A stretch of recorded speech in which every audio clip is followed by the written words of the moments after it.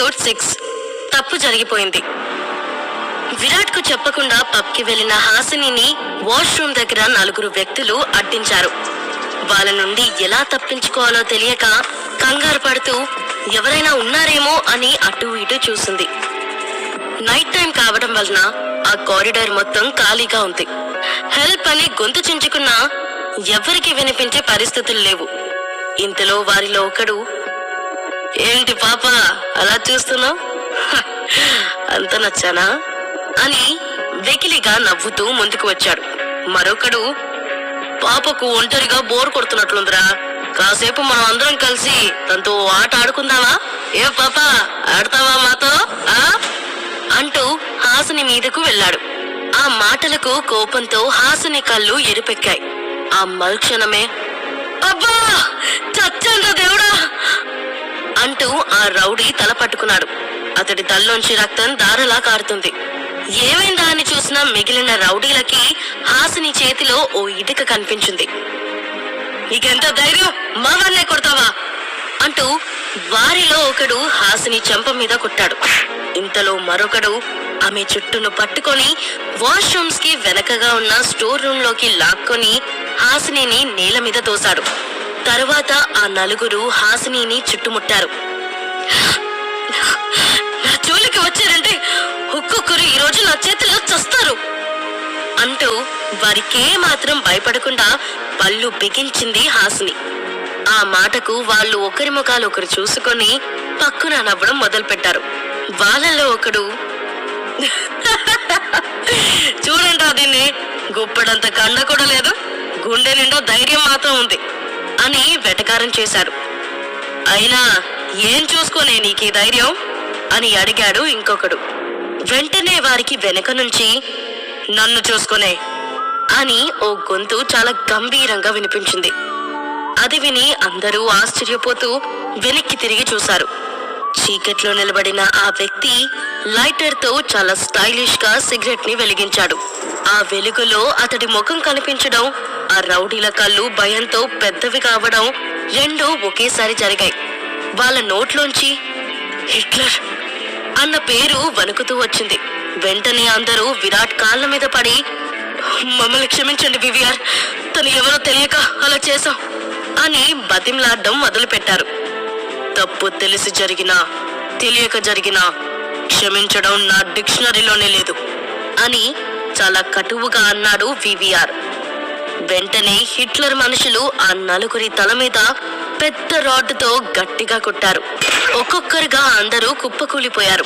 అనుకోని ఆ సంఘటనతో షాక్ అయిన హాసిని భయంతో బిగుసుకుపోయింది. విరాట్ కోపంగా హాసిని దగ్గరకు నడిచాడు. హాసిని భయంగా, ఇందులో నా తప్పేమీ లేదు, నాకేం తెలియదు అని చెప్పింది. నేను నీకు ఎక్కువ ఫ్రీడమ్ ఇచ్చి తప్పు చేశానా బేబీ అని సూటిగా అడిగాడు విరాట్.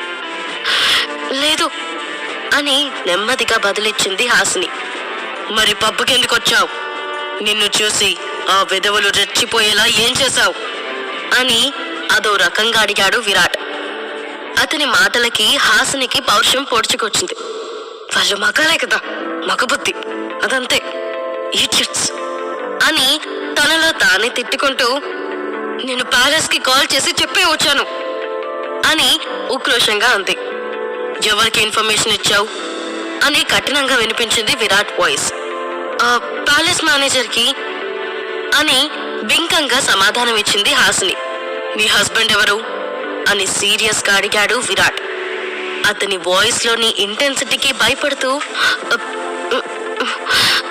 మీరే అని నత్తిగా సమాధానమిచ్చింది హాసిని. గుర్తుందా? Very good. ఇలాంటి ప్లేసెస్ కి వచ్చే ముందు నువ్వెవరి భార్యవో గుర్తులేదా అని ఇంకా గట్టిగా దబాయించి అడిగాడు విరాట్. గుర్తుంది. అయితే ఏమైంది? నేనేదో తప్పు చేసినట్టు ఎందుకింత కఠినంగా అడుగుతున్నారు? నా ఫ్రెండ్స్ తోనే కదా వచ్చింది అని కొంచెం ధైర్యం తెచ్చుకొని అడిగింది హాసిని. అప్పటి వరకు అతన్ని చూసి భయమేసిన ఓపిక పట్టింది. కాని అతను అలా అవమానించడాన్ని తట్టుకోలేకపోయింది హాసిని.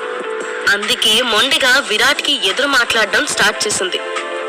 తప్పేం లేదా అంటూ ఆమె కళ్ళల్లోకి సూటిగా చూసి ఆమె చెయ్యి పట్టుకొని బరబరా బయటికి లాక్కపోయాడు విరాట్. అప్పటికే హాసినికి వాష్రూమ్కి వెళ్ళి చాలా టైం అవ్వడంతో ఆమె ఫ్రెండ్ కీర్తి, హాసిని ఇంత టైం అయినా ఇంకా రాలేదేంటి అని కంగారు పడుతూ బయటికి వచ్చింది. అక్కడ కనిపించిన దృశ్యం చూసి నిర్ఘాంతపోయింది. లీవ్ మీ, లీవ్ మీ అని గింజుకుంటూ విరాట్ నుండి విడిపించుకోవడానికి ట్రై చేస్తున్న హాసినిని చూసి భారంగా ఊపిరి పీల్చుకున్న కీర్తి, హాసిని అని మెల్లగా పిలిచింది. కాని కోపంగా వెనక్కి తిరిగి చూసిన విరాట్ ను చూసి కీర్తి కూడా భయపడి అక్కడే ఆగిపోయింది. హాసిని అతడి చేతి నుంచి తన చేతిని విడిపించుకోవడానికి ప్రయత్నిస్తూ, ప్లీజ్ విరాట్, ఒక్కసారి నేను చెప్పేది వినండి. జరిగింది ఏంటో కనీసం తెలుసుకునే ప్రయత్నం చేయకుండా నాతో హార్ష్ గా బిహేవ్ చేస్తున్నారు. ఇది కరెక్ట్ కాదు. ట్రై టు అండర్స్టాండ్ అని కాస్త తగ్గి మాట్లాడడానికి ట్రై చేసింది. కానీ విరాట్ ఆమె మాటలు పట్టించుకోకుండా హాసినిని తన ఖరీదైన కారులో తోసి తను పక్కన కూర్చున్నారు. కారు వేగంగా ప్యాలెస్ లోకి దూసుకుపోయింది. ఇంకా కోపంగా ఉన్న విరాట్ కారు డోర్ తీసి హాసిని చెయ్యి గట్టిగా పట్టుకొని ప్యాలెస్ లోపలికి లాక్కెళ్లాడు. తనను ఆడపిల్లగానే కాదు, కనీసం మనిషిలా కూడా చూడని అతడి ప్రవర్తనకు హాసినిలో సహనం నశించిపోయింది. అంత గట్టిగా పట్టుకుంటే నా చెయ్యి నొప్పిగా ఉంది. Why can't you understand? ఒక ఆడపిల్లతో ఇలాగే నా బిహేవ్ చేసేది? మీరు అసలు మనిషేనా అని కోపంగా విరాట్ మీద అరిచింది హాసిని. అప్పటికే వాళ్ళిద్దరూ విరాట్ గదికి ఎదురుగా ఉన్నారు.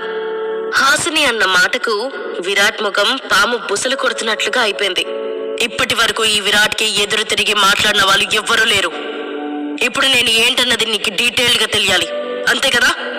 ఈ రోజు ఈ విరాట్ లో ఉన్న బీస్ట్ ను నీకు పరిచయం చేస్తాను అని కోపంగా అంటూ ఆమెను లాక్కెళ్లి తన గదిలోని సోఫాలో పడేశాడు.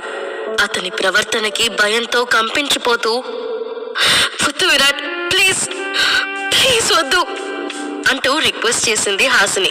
ఆమె కళ్ళల్లోకి చూసి క్రూరంగా నవ్వుతూ,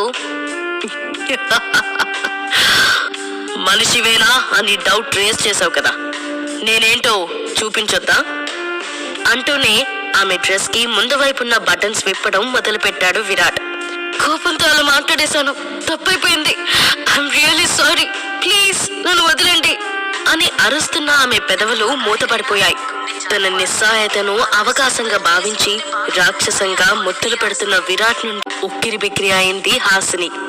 అంతకంతకు ముద్దుల్లో పెరుగుతున్న గాఢతకు పెదాలు చిట్లి గాయమైంది.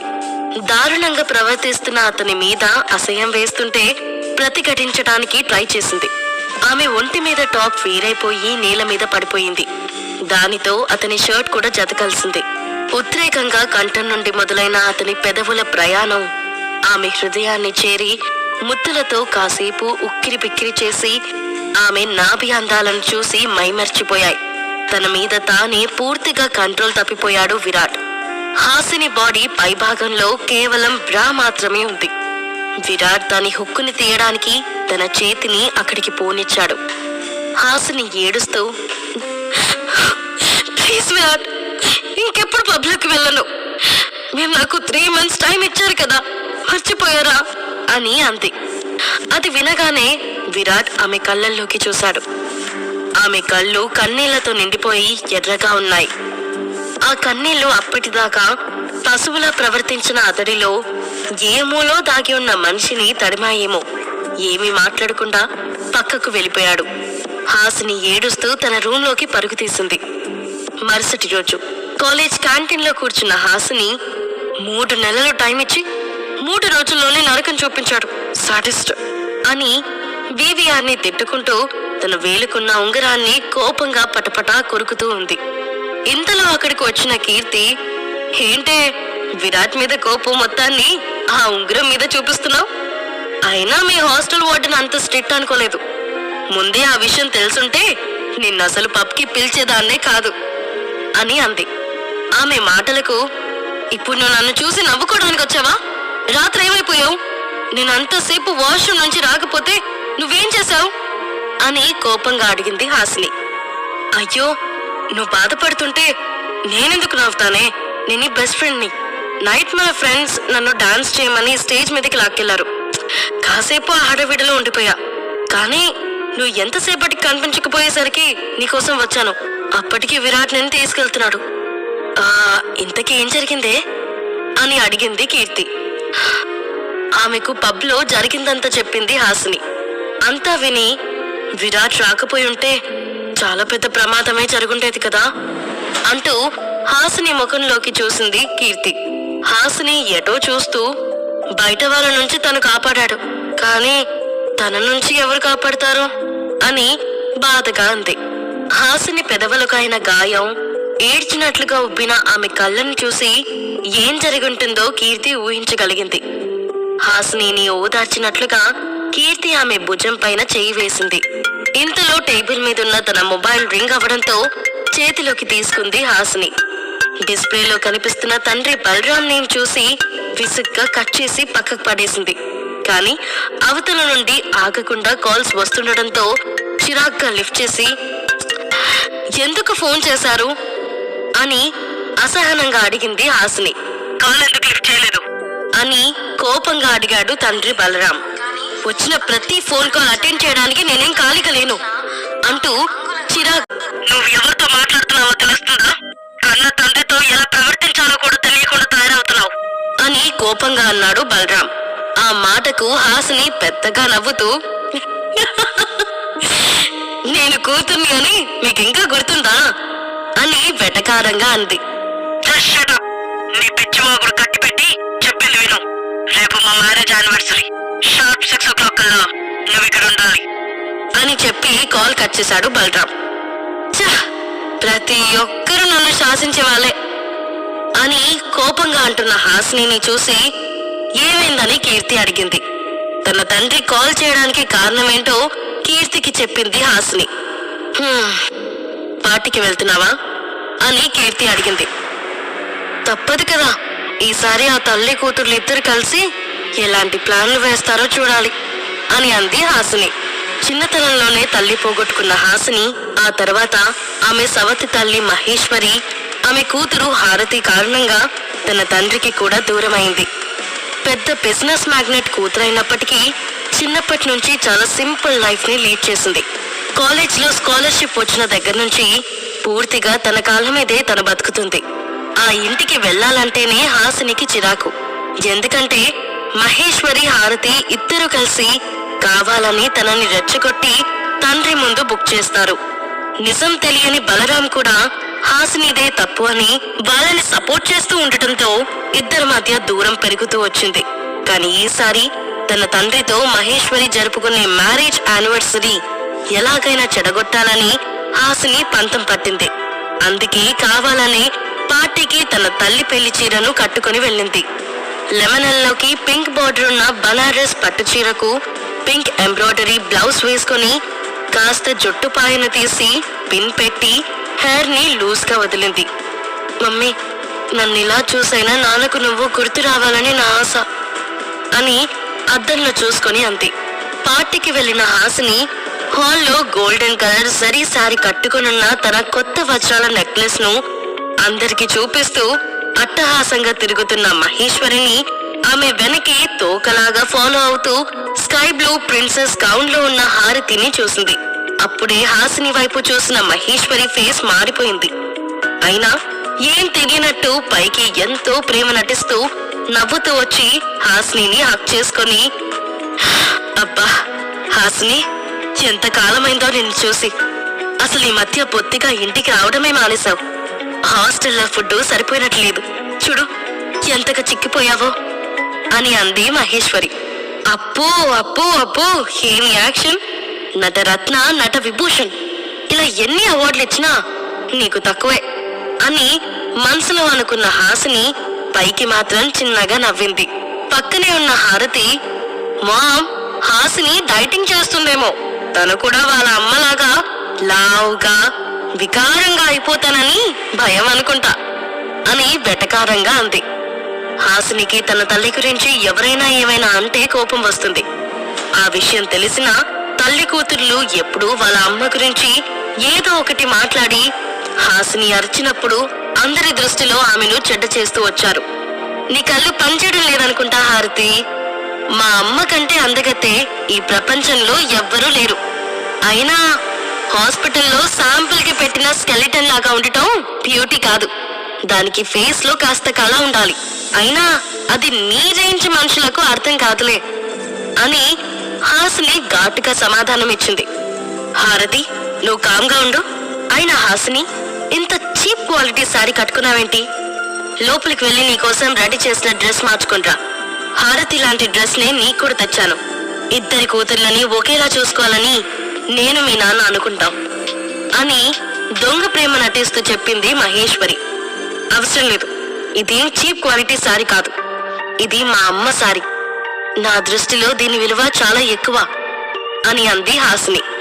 ఓ దొంగ మొహంతి, కావాలని ఆ చచ్చిందారి సారీ కట్టుకొని ఫంక్షన్ కి వచ్చింది. ఇది చూసి ఆ బలరాం తనకు అన్యాయం చేసినట్లు ఫీల్ అయిపోతాడేమో అని భావిస్తుందేమో. నేనుండంగా అలాంటి ఆటలు సాగనిస్తానా అని మనసులో అనుకున్న మహేశ్వరి హాసినిని రెచ్చగొట్టు అని హారతికి సైగ చేసింది. అది అర్థం చేసుకున్న హారతి, మీ అమ్మే ఓల్డ్ స్టైల్ అనుకున్నా, ఆమె సారీస్ కలెక్షన్ అంతకంటే ఓల్డ్ స్టైల్ అని ఇప్పుడు అర్థమైంది. అయినా చచ్చిపోయిన ఆమె చీర కట్టుకొని నువ్వేం చేస్తావు అని అంది హారతి. కోపంతో హాసిని తన 2 చేతులను బిగించి పట్టుకొని, హాసిని కూల్ డౌన్, కూల్, కావాలని వాళ్ళు రెచ్చగొడుతున్నారు. ఈరోజు నువ్వు వాళ్ళ ట్రాప్ లో పడకు అని మనసులో అనుకుంది. అబ్బో, ఈ చిన్న మాటకే కోపం వచ్చి పిడికిలు బిగిస్తున్నావే అంటూ వెక్కిరించిపోయిన హారతి దృష్టి హాసిని చేతికి ఉన్న డైమండ్ రింగ్ పై పడింది. ఆ రోజు హాసిని చేతికి చూసిన రింగ్ కోసం హారతి చాలా షాప్స్ వెతికింది, కానీ ఆ మోడల్ అస్సలు దొరకలేదు.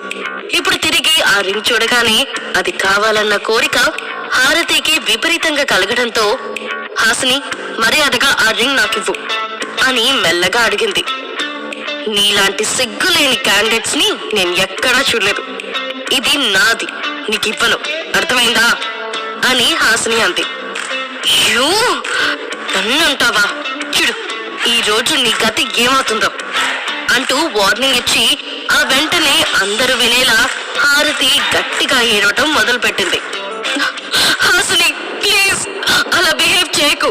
నీకు కావాలంటే ఇంకేదైనా ఇస్తాను, కానీ నా రింగ్ నాకు తిరిగిచ్చేయి అన్న హారతి మాటలు విని గెస్ట్లందరూ హాసిని వైపు విచిత్రంగా చూస్తున్నారు.